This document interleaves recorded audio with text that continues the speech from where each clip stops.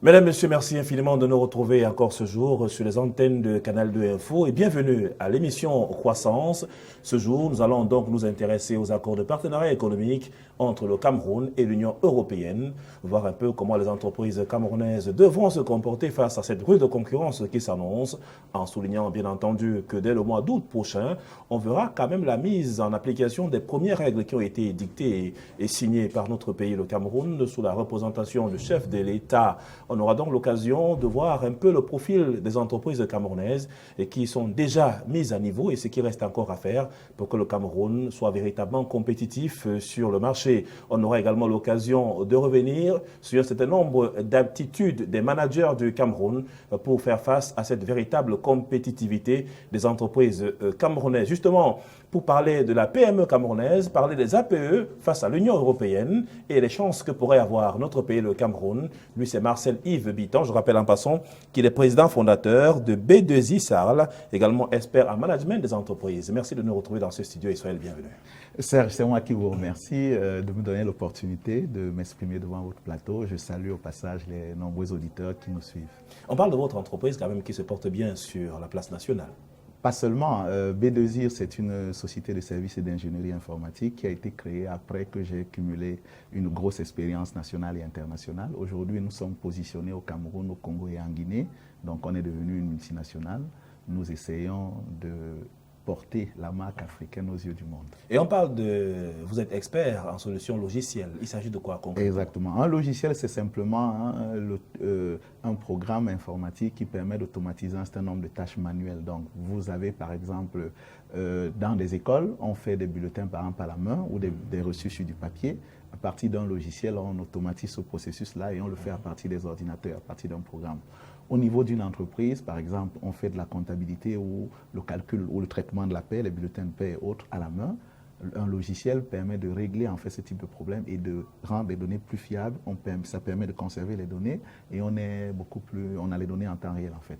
De toutes les façons, en termes de productivité, votre volonté d'accompagner l'économie nationale est de plus en plus perceptible. Le président de la République, son Excellence Paul Biya, l'a bien indiqué. Il faut que la jeunesse ose. C'est ce qui se passe aujourd'hui avec la mise sur pied de plusieurs start-up que l'on remarque sur le plan local et qui font d'ailleurs de très belles choses. Nous parlons donc des APE. Pour vous, ces APE qui arrivent en grande pompe dans notre pays, le Cameroun, la mise en application de ces mesures, est-ce que notre pays est prêt? Bon, il faut déjà d'abord comprendre que les APE, ce n'est pas nouveau. Donc, je vais commencer par expliquer pour le téléspectateur lambda qu'ils comprennent. Parce que quand on dit APE, ça paraît un terme banal. APE signifie tout simplement accord de partenariat économique. Et le Cameroun, et tous les États d'ailleurs, depuis leur existence, fonctionnent. Le commerce extérieur, en fait, c'est suite à un certain nombre d'accords de partenariat économique. C'est quoi, en fait? Moi, je suis un pays, je suis en collaboration avec d'autres pays. Je leur vends des choses, ils me vendent des choses. Quand c'est moi qui vais vendre à l'extérieur, il s'agit d'une exportation. Quand c'est eux qui viennent vendre chez moi, il s'agit d'une importation. Et donc, dans ce jeu-là, il y a un certain nombre de règles qui ont été mises. Et c'est ces règles, en général, souvent qu'on met sur un papier et qu'on appelle accord de partenariat économique. Donc, par exemple, le Cameroun qui veut commercer avec la Chine va mettre en place un certain nombre d'accords avec la Chine pour faciliter les commerçants camerounais afin qu'ils puissent aller vendre en Chine et vice-versa. De même, actuellement, en ce qui concerne l'Union européenne, il est question simplement de voir les voies et moyens qui vont permettre en fait que le Cameroun, les producteurs camerounais ou l'industrie camerounaise puissent aller vendre ces produits au sein de l'Union européenne et en retour, que les investisseurs ou les producteurs européens puissent venir vendre leurs produits au Cameroun. Mais cela pose un problème. Il faut avoir une économie qui est bien structurée parce que face à nous, nous avons l'Union européenne qui, elle, est déjà bien structurée. Il y a des normes, il sont des très vieilles économies d'ailleurs. Ils ont élaboré un certain nombre de normes qualité, un certain nombre de normes qualité. Ils ont mis des barrières qui font que vous ne pouvez pas aller vendre n'importe quoi à l'Union européenne. Il y a un certain nombre de mécanismes que vos produits doivent traverser, il y a un certain nombre de processus, il y a un certain nombre de validations que vous devez avoir afin de pouvoir vendre au sein de l'Union européenne. Ce qui implique qu'il faudrait absolument que les managers d'une certaine époque qui sont encore en place aujourd'hui revoient un peu le système de fonctionnement ou alors le mode de gestion en interne. Exactement. Il y a déjà, on va avoir plusieurs types de difficultés dans ces accords-là. Les premières sont liées à la structuration de notre économie. Pourquoi la douane au départ? On met la douane par exemple parce que on fait de la protection. La douane au départ, c'est de la protection de l'économie. La protection en termes, ça permet d'éviter l'entrée des produits dangereux parce que lorsqu'on met la douane, tous les produits qui passent sont censés être filtrés au niveau de la douane. Ça, c'est l'une des premières règles qui a conduit à la mise en place de la douane. La deuxième, c'est la protection du marché. C'est-à-dire que nous avons des producteurs locaux, c'est-à-dire on a une industrie locale et on voudrait protéger cette industrie parce que si vous ouvrez que n'importe qui peut venir vendre sur votre marché, ça va générer une concurrence qui est rude et si vos producteurs locaux ne sont pas très bien structurés, ne sont pas très bien accompagnés, ils ne pourront pas faire face à cette concurrence et l'industrie locale va mourir. Et vous savez très bien que si l'industrie locale meurt, c'est un climat social terrible qui va s'en suivre parce que l'industrie locale emploie. Il y a des Camerounais qui travaillent, il y a la recherche qui est derrière, il y a tout un ensemble de choses que l'industrie locale supporte. Donc, on est obligé de protéger l'industrie locale à travers un certain nombre de barrières.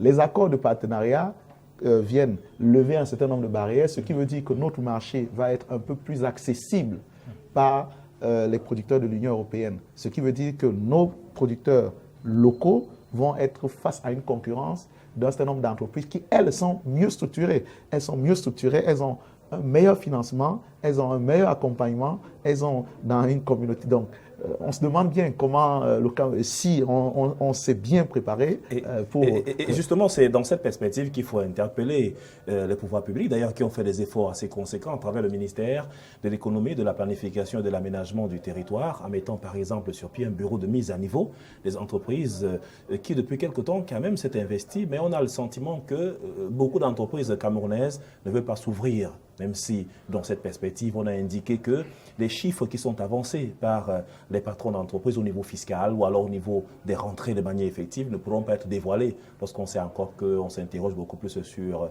la divulgation des chiffres qui sont mis à la disposition de l'État. Oui, il faut saluer l'action du gouvernement, mais ça reste insuffisant. Ça reste insuffisant, pourquoi? Parce qu'il y a plusieurs niveaux. Le premier niveau, c'est le temps. Il faut que les choses soient situées dans le temps. Les économies occidentales européennes ont été structurées dans le temps.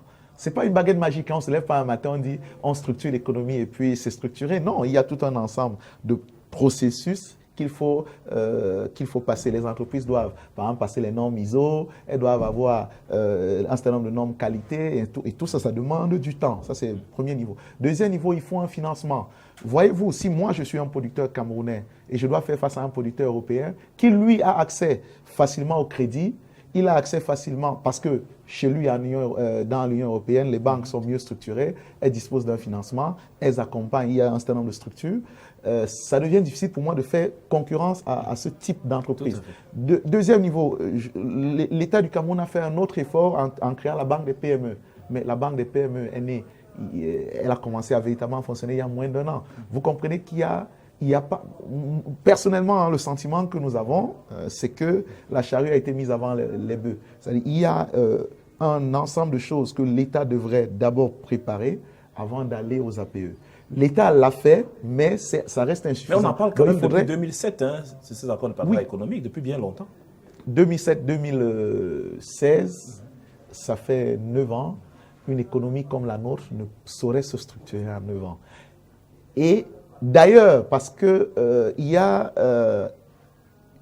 d'abord une formation, c'est-à-dire qu'il faut commencer par former. Je vous ai dit tout à l'heure, les entreprises camerounaises, au départ, ne naissent pas par c'est-à-dire que l'entrepreneur camerounais n'est pas bien formé, il n'est pas bien structuré en matière de production, en matière de vente, en matière de gestion d'entreprise. Donc il faudrait d'abord déjà commencer par le former pour qu'il comprenne l'ensemble des procédures, des processus qui sied à la bonne gestion d'une entreprise. Ça, c'est un des éléments. Le deuxième, une fois qu'il est formé, il faut mettre à sa disposition un ensemble d'outils, des outils au niveau du fisc, des outils au niveau de la douane, des outils au niveau de l'accompagnement, des outils au niveau du crédit. Il y a un ensemble d'outils qu'il faut mettre à sa disposition, qu'il ait le temps de les assimiler, qu'il ait le temps de mettre en œuvre cet ensemble de choses pour pouvoir véritablement être. On en parle depuis 2007, oui, mais depuis 2007, on n'a pas réellement fait une action. Les actions par rapport à ces APE, on les observe peut-être depuis 2 ans. On les a pas. On en parlait. Il y a un énorme retard qui est enregistré. Il y a un retard. Et je crois, on peut rattraper le tir. Hein. Mais attention, il n'y a pas que du négatif. Hein. Il n'y a pas que du négatif.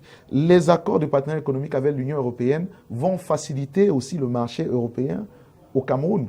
L'autre avantage que cela va avoir, c'est que ça va forcer l'industrie locale à mieux se structurer. Ça, c'est pour moi le plus grand avantage qu'on va avoir parce que quand vous êtes sur un marché seul, vous faites ce que vous voulez. À partir du moment où la concurrence arrive et que la concurrence, elle est mieux structurée, vous êtes obligé, de vous structurer vous-même. Ça, c'est le plus grand bénéfice qu'on pourrait tirer de ces APE, c'est que l'industrie locale, les entrepreneurs camerounais, les entreprises camerounaises seront obligés de mieux se structurer et l'État doit faire l'effort dans ce sens-là pour leur permettre de mieux se structurer et mieux les accompagner et mieux les encadrer pour qu'elles puissent effectivement mieux s'en sortir. Et justement, dans cette même veine, hein, dans la manière d'apprécier les efforts qui sont ainsi consentis par les pouvoirs publics du Cameroun, au-delà même de la formation des managers, il y a quand même que beaucoup de managers n'ont pas eu la volonté d'être clairs devant les entreprises avec lesquelles ils ont l'occasion de travailler. On prend le cas par exemple des banques. Il y en a qui ne sont pas restés crédits pendant longtemps, c'est-à-dire qu'ils n'ont pas eu l'occasion de rembourser les crédits empruntés. Et puis, il y a un rapport qui fait état de ce que le Cameroun, c'est quand même l'un des pays où on crée le plus d'entreprises au monde. Mais en même temps que ces entreprises se sont créées, c'est comme ça qu'elles sont appelées à disparaître, justement, de par le fait qu'elles ne sont pas mises à niveau, elles n'ont pas la capacité managériale de mener à bien leurs projets. Aujourd'hui, parlons du cas du Cameroun. C'est vrai qu'il y a un problème d'industrialisation qui va se poser, il y a un problème de transformation, même de la matière première qui va se poser. Maintenant, cette entreprise camerounaise, face à tout ceci, qu'est-ce qu'elle propose face aux produits qui arriveront demain venant de l'Union européenne? Le Cameroun propose quoi, par exemple? Le Cameroun a plusieurs choses. Hein. C'est-à-dire, au niveau local, déjà, ce qui est bien au Cameroun, c'est que nous avons de la matière première, nous avons de la ressource. Maintenant, il faut organiser et coordonner l'industrie camerounaise pour pouvoir justement permettre... Nous produisons de l'huile, par exemple. Or, c'est un produit que l'Union européenne recherche, parce que vous savez très bien que l'huile rentre dans la fabrication des produits cosmétiques, dans la fabrication des savons, des huiles, des parfums et autres. Et l'Union européenne, c'est l'un des produits les plus recherchés par l'Union européenne. Donc ça, c'est un marché, par exemple, où l'industrie camerounaise pourrait se positionner au niveau européen. On le fait même déjà, mais on peut mieux le faire à travers ces APE. Au niveau, par exemple, du secteur je dirais, de l'économie numérique, l'Union européenne de plus en plus délocalise un certain nombre de services à valeur ajoutée parce que vous allez observer que les ingénieurs européens, ils coûtent cher. L'Union européenne, elle recherche une main-d'œuvre en Chine, en Asie en général. Pourquoi est-ce que ce ne serait pas le cas au Cameroun? Nous avons à proposer. Donc moi, je pense qu'il y a un certain nombre de processus de réflexion. La question que vous posez, elle est légitime. On a un ministère de la Recherche, on a les ministères des PME, de l'industrie et autres. Il faut mettre en place un certain nombre de comités pour coordonner et mettre en place un certain nombre de packages qu'on devrait pouvoir proposer à l'Union européenne. Il y a des réflexions qui ont été faites là-dessus. Maintenant, il faut simplement améliorer ces réflexions et mettre en place réellement une véritable politique pour permettre de ne pas être ridicule sur ce marché, puisque c'est un marché, et ils n'attendent que ça. Mais je dis bien, pour pouvoir le faire, nous n'avons pas encore la capacité de vendre à l'Union européenne. Parce que, comme je suis en train de vous dire, l'Union européenne n'est pas comme notre marché. Dans notre marché, vous allez voir, quand vous allez à l'extérieur, quand vous allez à Dubaï, par exemple, ou en Chine, pour acheter de la marchandise, vous prenez un exemple, vous allez acheter des téléphones. On va vous dire que ce téléphone-là, lui, il est fabriqué pour l'Afrique. Celui-là, il est pour les États-Unis. Celui-là, il est pour l'Union européenne. Pourquoi? Parce qu'au niveau des États-Unis, il y a un certain nombre de normes. Il y a des paramètres. Voilà, donc si le téléphone ne respecte pas ces normes, il ne sera jamais vendu aux États-Unis.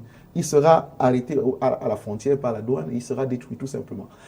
Nous, au niveau de l'Afrique, nous n'avons pas véritablement de véritables normes au Cameroun pour bloquer tout ceci. Et nous allons dans les APE, ce qui veut dire que tous les produits de l'Union européenne seront susceptibles de venir inonder notre marché. Mais à l'inverse, il va être difficile pour nous de placer nos produits dans le marché de l'Union européenne, justement parce que nous n'avons pas encore acquis toute cette expérience qui nous permet de mieux nous structurer, de mieux poser nos produits dans le marché européen. Parce qu'il faudrait d'abord, qu'on respecte les normes. Quand il y a des processus de certification, parce que nos produits doivent être certifiés, ok. Vous ne pouvez pas vendre un produit à l'Union européenne, ce n'est pas, surtout dans l'agroalimentaire, parce que ce qui est consommé, c'est très compliqué de vendre un produit à l'Union européenne si il n'a pas respecté les normes. Et puis je voulais également un peu m'arrêter dans votre argumentaire. Vous avez parlé de la formation, parce que c'est très important de former les Camerounais. On est un peu rattrapé par ce qu'on peut considérer comme étant un retard technologique. On a des projets structurants dans notre pays. On a également tout ce qui est engagé par les pouvoirs publics, mais qui doit être suivi. Mais dans le fond, on remarque qu'il n'y a pas de techniciens qualifiés pour être aguerris, même à ces différentes causes. Est-ce que le Cameroun, au-delà du retard, n'a pas mal à la formation de sa jeunesse, qui devrait s'adapter à ces nouveaux métiers? Parce que lorsqu'on regarde encore notre système éducatif, la majorité des enfants sont beaucoup plus orientés vers un enseignement général, qui parfois, à la fin aujourd'hui, en termes, quand ils finissent leur cursus, ils n'ont pas la place sur le marché. Vous soulevez une question qui est très épineuse. Je voudrais dire ici que je suis moi-même enseignant.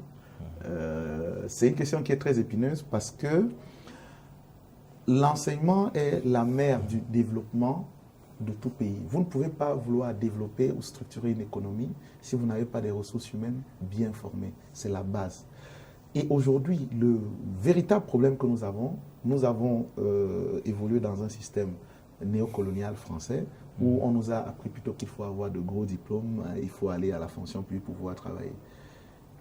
Je proposerais même qu'on ferme quasiment les lycées d'enseignement général parce que vous allez retrouver la majorité de ce qui est enseigné dans l'enseignement général est déjà enseigné dans l'enseignement technique.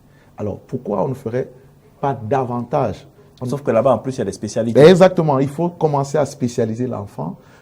Prenons un exemple. Hein. Vous allez observer que, ça c'est un calcul réel que nous avons observé. Plus de 50% des Camerounais qui sont formés ne dépassent pas le niveau du bac. La majorité des Camerounais, en général, ils s'arrêtent au niveau du bac. Alors, prenez quelqu'un qui a fait ses études de la maternelle jusqu'au niveau du bac. Il a fait, si vous prenez la maternelle, ça fait 3 ans. Vous prenez le primaire, ça fait 6 ans. Ça fait 9 ans. Vous prenez le secondaire, ça fait 7 ans. Puis ça fait 16 ans. Voilà un Camerounais qui a fait 16 ans d'études, mais qui n'a aucune spécialisation. Il a un bac C, il a un bac D, il a un bac A, mais il ne sait rien faire.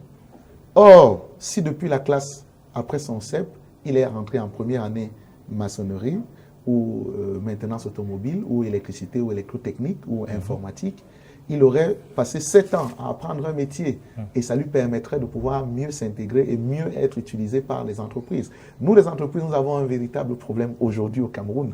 Ça, c'est l'un des problèmes. L'autre problème, c'est même la structuration aussi de la formation. Je parlais de la structuration. On revient toujours au point de structuration. Vous allez observer qu'il n'y a pas d'adéquation entre la formation et les besoins des entreprises. Je prends un exemple simple. Aujourd'hui, sur quelle base on parle de formation, on parle des formations comme les BTS, les licences et masters professionnels. Mais vous allez retrouver à la tête de ces formations, ce sont des académiciens qui structurent ces formations. Est-ce que vous avez entendu parler un jour d'un comité d'entreprise où on a pris par exemple des experts comptables? Normalement, hein, si on doit faire un programme de comptabilité, ou comptabilité finance, ce sont des experts en comptabilité, c'est-à-dire que l'Ordre national des experts comptables, qui devraient, en principe, faire ce programme, puisqu'ils savent exactement ce qu'il faut dans la profession. Quand même dans les différents programmes qui peuvent être... Exactement. Si on veut faire un programme en informatique, je ne sais pas moi, génie logiciel, maintenance, réseau et d'autres, ce sont des experts dans le métier de l'informatique qui devraient s'asseoir, accompagner des académiciens pour structurer ces formations. Mais ce n'est pas ce qui est observé. Et c'est pour ça que vous allez observer aujourd'hui des Camerounais qui ont des licences, qui ont des masters, mais réellement qui ne sont pas en adéquation avec le besoin des entreprises. Je peux vous assurer que les entreprises, elles recrutent tous les jours. Hein. Les entreprises camerounaises ont un gros problème. Elles recherchent la main-d'œuvre tous les jours, mais il se trouve que chaque fois qu'elles recrutent, elles elles sont obligées de reformer. Parce qu'il n'y a pas de satisfaction. Il n'y a pas de satisfaction, justement. Donc, il y a un gros problème de restructuration de l'enseignement. Mais je voudrais dire que c'est aussi normal. Nous sommes un État jeune. Hein. Nous n'avons pas la même expérience. Nous n'avons pas... Un pays comme la France, l'Allemagne, ce sont des pays qui ont 900 ans. C'est des pays qui ont été structurés depuis pratiquement 1000 ans. Okay, nous sommes un jeune pays qui a à peine 300 ans, donc on ne peut pas nous faire ce procès-là. C'est vrai qu'on peut faire mieux. Okay? On peut faire mieux. L'État du Cameroun fait d'ailleurs des efforts dans ce sens-là et doit davantage faire des efforts, mais c'est insuffisant. Alors, il faut continuer dans cette lancée et il faut mettre les bonnes personnes là où il faut pour impulser la véritable dynamique dans l'enseignement professionnel. On ne peut pas soutenir une économie, on ne peut pas soutenir une industrie si on n'a pas une ressource humaine de qualité. Ça commence par là. Je voulais un peu m'arrêter sur, au-delà de la formation que vous aviez évoquée, m'arrêter une fois de plus sur la manière pour ces entreprises-là de se comporter aujourd'hui. Est-ce que vous pensez que les entreprises camerounaises pourront non seulement faire face aux produits qui viennent de l'Union européenne, est-ce qu'il y en a qui pourront avoir des possibilités? Vous aviez évoqué les normes tout à l'heure. Lorsqu'on regarde un peu l'échiquier national, est-ce qu'il y en a qui pourront facilement produire sur place et aller vendre sur le marché européen qui est de plus en plus concurrent? Cela va arriver, mais pas à grande échelle. Il y a quelques entreprises camerounaises qui ont... C'est qui cela va normer va rester sur place. Est-ce qu'il y aura un système de tri avant de faire des placer? Forcément, vous ne pouvez... Je dis, votre produit ne rentre pas en Union européenne s'il n'est pas... Et comment le Cameroun va joindre cette politique? Comment est-ce que ça va se passer? Mais les entreprises camerounaises vont passer le processus de certification. Vous êtes obligés. Ça dépend du secteur. Chaque secteur a un certain nombre de certifications que vous devez passer. Si vous ne les passez pas, vous ne vendez pas. Si vous voulez vendre des biscuits dans l'Union européenne, vous devez passer toutes les certifications qui sont en rapport avec les biscuits. Si vous voulez vendre, je ne sais pas moi, de la viande, si vous voulez de la viande industrielle. Peut-être si on choisit des produits comme le haut-coq qui sort de nos différents champs-là pour essayer de le valoriser quand même à l'étranger, ça pourrait être quelque chose. C'est clair, mais même cet haut-coq-là, vous allez devoir le certifier. Parce que l'Européen... vous n'allez pas le couper dans votre champ et directement l'amener. Il faudra peut-être passer des tests de désinfection, des tests sur l'emballage, sur le conditionnement, le transport. Il y a tout un ensemble de choses. Parce que, vous savez, en Europe, ils sont capables de rejeter votre produit juste parce qu'il est mal emballé. Donc, il y a tout un ensemble, comme j'insiste là-dessus, et ça revient toujours à ce qu'on venait de dire précédemment en point de formation.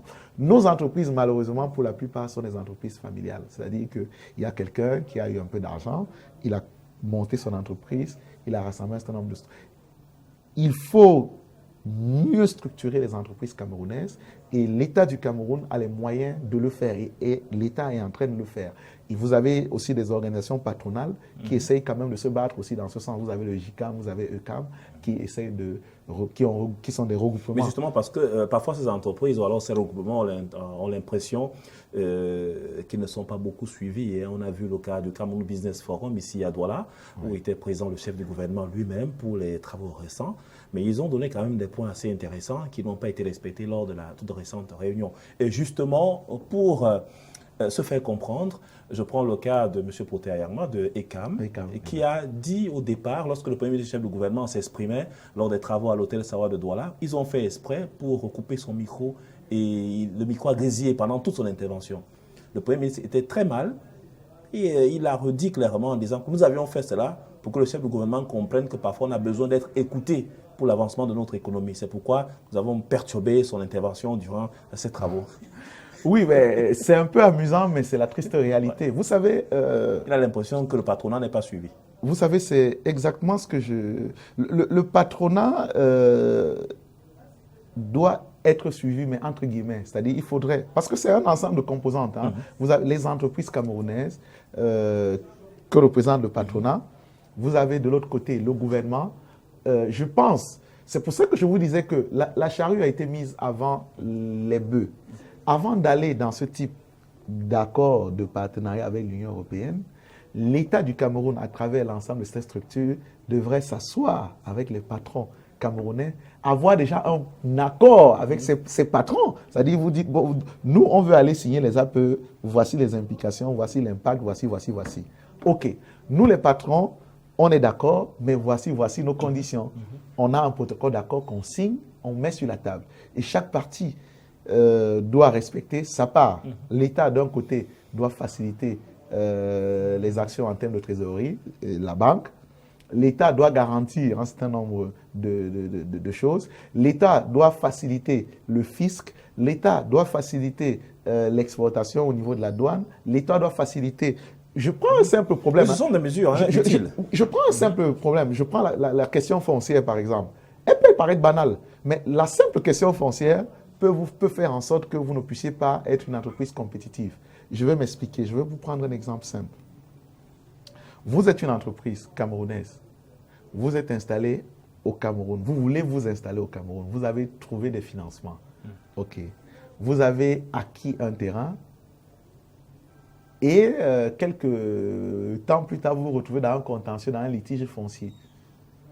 Parce qu'il y a eu double vente et après, il y a 2 titres fonciers qui sont sortis. Il y a un qui est sorti pour tel et un autre. Donc, il y a un ordre à mettre.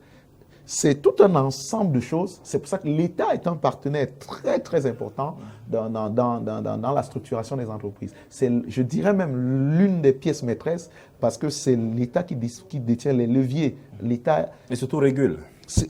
C'est lui le régulateur, il a les leviers, c'est lui qui est chargé d'accompagner, d'appuyer les entreprises en fait dans ce processus-là. Et si l'État ne fait pas son job, les entreprises camerounaises ne s'en sortiront pas. Mais cela ne dédouane pas les entreprises camerounaises parce qu'elles ont aussi leur part de responsabilité. Le patronat n'a pas toujours été exempt. On a observé parfois le patronat camerounais qui lui aussi a eu de la peine à suivre un certain nombre ou à mieux s'organiser sur un certain nombre de questions. Que je ne voilà, on sort de cet entretien, ce qu'il faut retenir globalement pour notre pays face aux accords partenariats de l'Union européenne. En 2 mots. C'est simple. La première, il faut mieux structurer nos entreprises. Et pour mieux les structurer, il faut former et bien former par rapport aux besoins qui se posent les employés. Il faut former les managers. Il faut que l'État joue pleinement son rôle en appuyant et en accompagnant les entreprises. Il faut que les entreprises elles-mêmes jouent pleinement leur rôle. Dans cet environnement. Voilà, en fait. Marcel Yves Bitton, au nom de toute l'équipe de production de Canal 2 Info, nous vous disons merci infiniment d'avoir été là et on se retrouve très bientôt sur cette antenne. C'est moi qui vous remercie. Mesdames, Messieurs, quant à moi, c'était un plaisir d'être encore des vôtres ce jour. D'ici là, portez-vous bien et merci de faire confiance au quotidien au programme de Canal 2 Info. Au revoir.